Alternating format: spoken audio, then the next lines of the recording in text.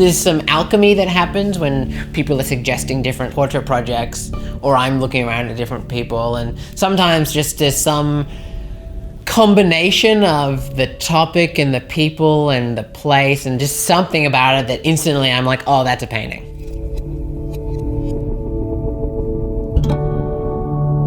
Somebody suggested the folks out at the Djab Wurrung Heritage Embassy, so this protest camp just like 3 hours outside of Melbourne. We are on Djab Wurrung country, defending and protecting some very, very sacred trees and some very, very sacred land. It's a 12.5 kilometre stretch, and there's birthing trees, which have seen the births of over 10,000 babies, Djab Wurrung babies. They're wanting to come in and put a highway over the top of that particular sacred ground. So when I found out that the contractors were moving in onto the land, I then felt it was my duty to go and stand up. And this is where my wife and I have been for the last nearly 12 months. Very specifically, they camped around the tree, so it was like just physical presence to stop the works from being able to be done. There was a lot of planning that was involved. I did a lot of trips out there, and I hung out there and just met some of the people who were there at the time. DT and Amanda are married. They're an amazing partnership. And so they've been running this camp and being the real heart of this camp for the whole time. It's been really, really lovely to get to know Amanda. Anyone who drives up, she'll welcome them and explain what's going on, and it's a big job or a big labour that needs to be done. It's amazing, and she's really good at it. I feel if I'm not there, that the future's gone, you know, for us all. So I've known DT since he was in his mum's tummy. My traditional name, Zelenak. My Westminster name is Darren Turner. I am a Djab Wurrung man. It's been lovely to learn more about his roots, his culture, and his land by getting to know him, which has been really lovely. If you can make like an emotional connection with someone through a bit of art, I just think it's a deeply powerful thing to do, and I hope we get to do it. It's great to get to be a part of that tradition, and I hope that we can do that with this art.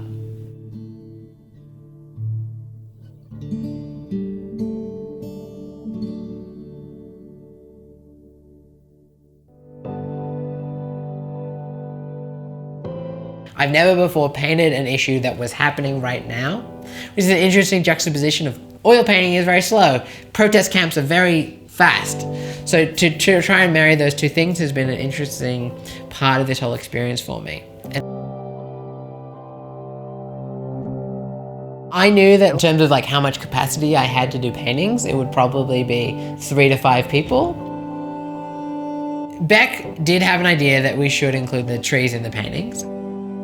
At first I was quite hesitant, not a thing that I came out there expecting to have the honour of doing. The first challenge was trying to work out how to fit everything in the paintings, because they're like, the trees are really big, and you need to be able to see the person at the foreground. You wanted the people to feel like they were maybe being enveloped by the tree. When we first got there, it was very, very spiritually dark. There's a lot of harsh factors out there, just environmental. You know, you've got dust, wind, pollution, noise. There wasn't much wildlife, there wasn't much birds and all those sorts of things. A couple of weeks in, we had a possum that used to growl at us all the time. One night we were sitting up late, and the possum, we noticed, had left a marking in the tree of herself. So, you know, that was sort of a spiritual thing that kind of said, you know, that she needed help.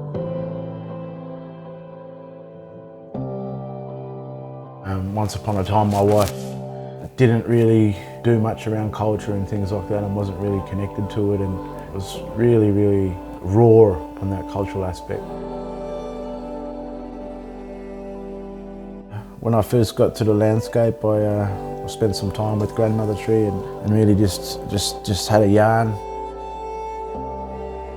Well, I just had the conversation about me being the warrior on country, and that I was going to stand and protect her physically, emotionally, spiritually, and that she could put her trust in myself.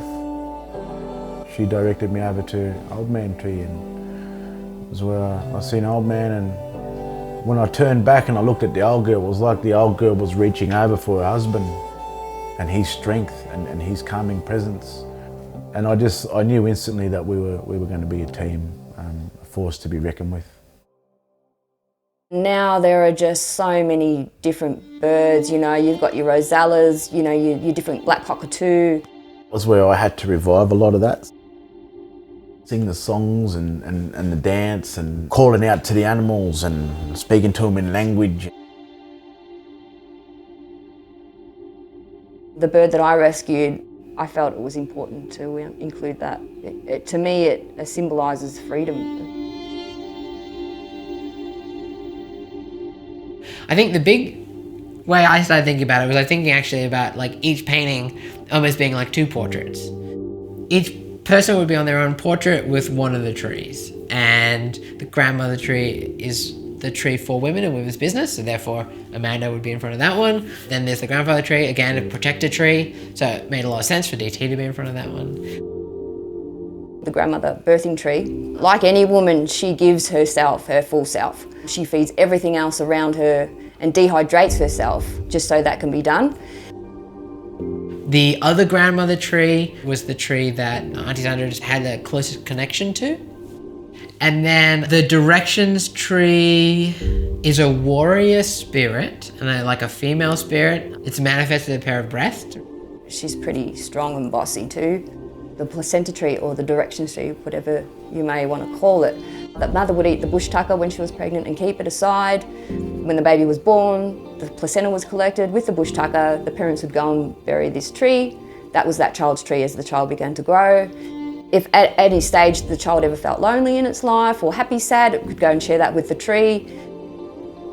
Each of the trees are very different to each other, and about like how they grew and who they are, and that was at the forefront of my mind. I was really trying very hard to bring out the individual characteristics of the tree. So that meant the color of the bark, the shape of the branches.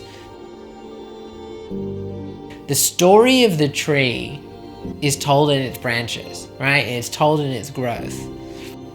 That's the thing I wanted to be able to show in these paintings. And the point of them being there is to practice their culture, and the point of us doing this portrait is to help represent them and their culture, like practicing their culture. I've carved many pieces, many bundis, many boomerangs, many clapsticks. I absolutely love it. Chief stick, it's got to do with chiefs and our leaders, and it's also a really, really good conversation starter. You know, I get to talk about, you know, the unique piece itself, where it's come from, and we also get to talk about a bit of culture. And, you know, people of Australia, people of this country, people of the world are understanding a little bit more, just that tiny little bit more. It's also given my wife a sense of belonging. She has been able to have a place where 7 days a week she's always doing culture. Basket weaving, necklaces, jewellery.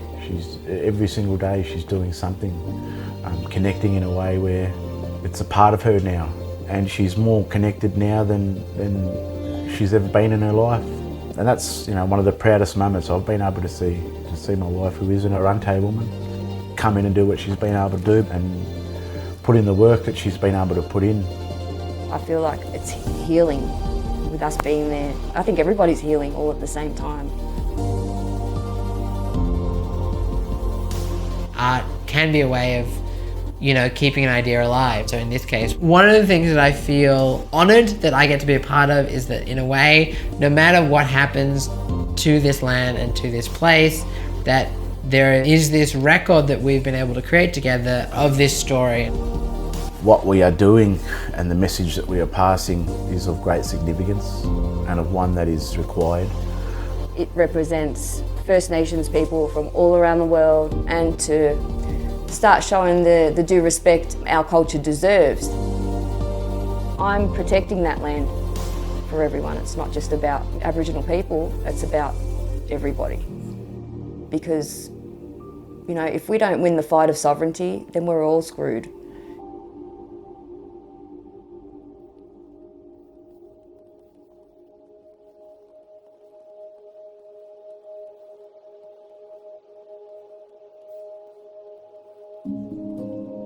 It's been the most amazing experience. We're thankful enough to be able to start the conversation in terms of what you see your obligation now as being an Australian human, and how you step into that obligation now that we call this country home, and the work that must be done. These people and their expression of their culture and their connection to the land, for me, that's the record that we're leaving. That's the thing that will last. This lifetime is challenging us to dare to be courageous. We are our ancestors' wildest dreams, really. We were all just a bunch of normal, mainstream people, and that, we saw a vision and we had a goal and we stuck to it, and it was for everybody.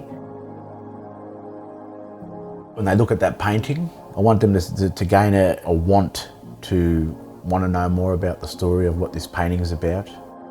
One of many trials and tribulations, one of great courage, resilience, honour, peacefulness, one of great foundation, one that has set a precedence for another 100 generations to come.